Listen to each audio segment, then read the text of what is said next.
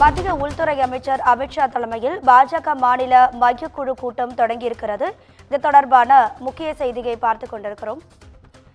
நேற்று தமிழகம் வருகை தந்த மத்திய உள்துறை அமைச்சர் அமித்ஷா தற்போது அவர் தலைமையில் பாஜக மாநில மையக்குழு கூட்டம் தொடங்கியிருக்கிறது. தேர்தல் கூட்டணி வியூகங்கள் குறித்து மாவட்ட நிர்வாகிகளுடன் அமித்ஷா ஆலோசனையில் ஈடுபட்டு வருகிறார்.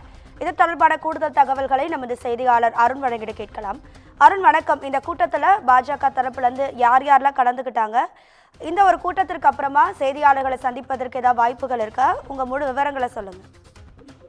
ராதிகா, பாஜகவுடைய தமிழக அளவிலான நிர்வாகிகளுக்கான ஆலோசனை கூட்டம் என்பது இன்னும் சற்று நேரத்தில் தொடங்க இருக்கிறது. முன்னதாக நேற்றைய தினம் தனி விமானம் மூலம் மதுரை வந்த அமித்ஷாவுக்கு மதுரை விமான நிலையத்தில் அதிமுக மற்றும் பாஜக நிர்வாகிகள் சார்பில் உற்சாக வரவேற்பு அளிக்கப்பட்டு அதனைத் தொடர்ந்து தனியார் தங்கும் விடுதியில் நேற்று இரவு ஓய்வெடுத்தார்.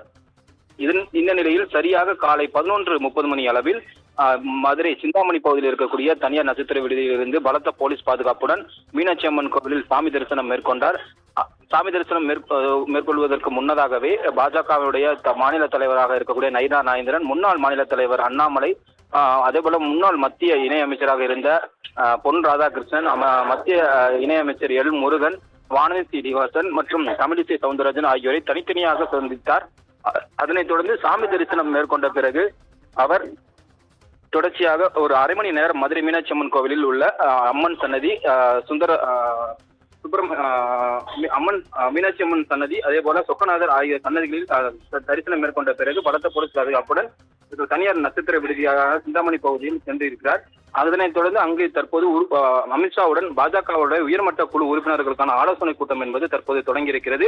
இந்த ஆலோசனை கூட்டத்தில் பாஜகவுடைய மூத்த நிர்வாகிகளாக இருக்கக்கூடிய ஹெச் ராஜா, பொன் ராதாகிருஷ்ணன், அதே போல தமிழிசை சவுந்தரராஜன், எல் முருகன், அதே போல வானதி சீனிவாசன், முன்னாள் பாஜகவுடைய மாநில தலைவராக இருந்த அண்ணாமலை, தற்போதைய மாநில தலைவராக இருக்கக்கூடிய நயினா நாகேந்திரன், அதோடு மட்டுமல்லாமல் மற்ற உறுப்பினர்களையும் சந்தித்து உயர்மட்ட குழு ஆலோசனை குறித்து பேசுகிறார்.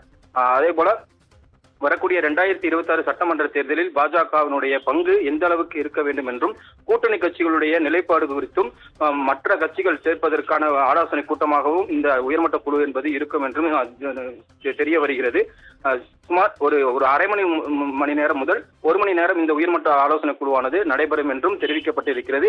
இதனைத் தொடர்ந்து மதுரை ஒத்தக்கடை பகுதியில் நடைபெறக்கூடிய பாஜகவினுடைய தமிழகம் முழுவதும் இருக்கக்கூடிய பாஜக நிர்வாகிகளையும் புதிய உறுப்பினர்களையும் சந்தித்து அவர்களுக்கான தேர்தல் வியூகங்கள் குறித்து ஆலோசனையும் அந்த கூட்டத்தில் அவர் பேச இருக்கிறார். ரவீனா, ராதிகா, உங்க தகவல்களுக்கு நன்றி அருண்.